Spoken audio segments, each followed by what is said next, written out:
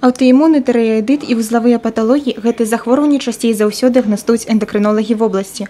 Сумная статыстыка і па анкалогіі. Летась выяўлена 342 новых выпадкі. Сярод абласцей гэта самая высокая лічба. Усяго ж у вобласці хворых на рак шчытападобнай залозы больш за 3000 чалавек. Але своечасовая дыягностыка і скрынінгавыя праграмы дазваляюць выявіць захворванні яшчэ на ранняй стадыі, гавораць медыкі. Заболевания щитовидной железы, они достаточно хорошо подвергаются лечению. Практически все болезни щитовидной железы лечатся, в том числе и онкологические.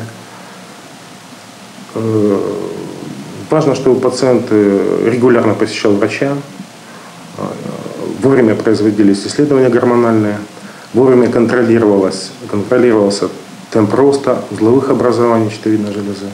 Няправільны лад жыцця, дефіцыт ёду і спадчыннасць, імунныя непаладкі ў арганізме. Прычын, якія могуць прывесці да перабою ў рабоце залозы, шмат. Кацярына Серафімаўна ў Пінску наведвае эндакрынолага кожныя паўгода. Раз на год ездзіць да абласных спецыялістаў. Дзякуючы неабходнай тэрапіі захворванне ўдаецца кантраляваць. Наверное, с 80-х, где-то со средины, да, как раз после аварии Чернобыльской.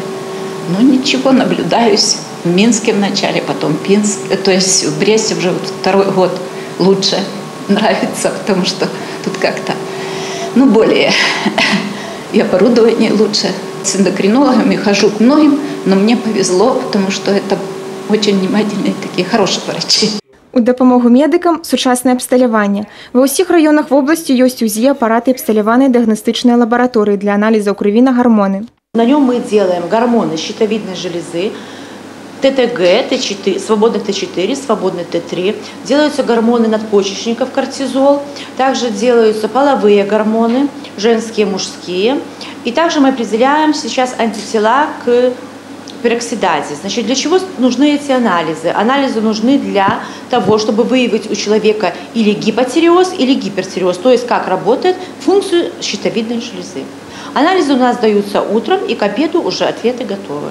Ёсць аперацыйныя дыягнастычныя станцыі. Спецыялісты абласнога эндакрыналагічнага дыспансера ўжо не першы год супрацоўнічаюць з японскімі медыкамі. Брашчане паспяхова пераймаюць вопыт усходніх калег. Таксама, дзякуючы грантавай дапамозе, набываюць неабходнае абсталяванне. Японские коллеги помогли нам ввести новые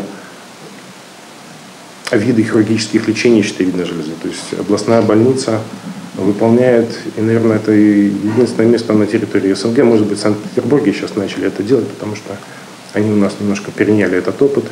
Это эндоскопические операции на щитовидной железе, то есть без разреза в области шеи, это в подключичном доступе, эндоскопически имеется возможность удаления щитовидной железы. Медыкі нагадваюць, многае залежыць ад пацыента. Ёдная прафілактыка і своечасовыя візіты да спецыяліста дазволяць у разы знізіць рызыку непрыемных наступстваў.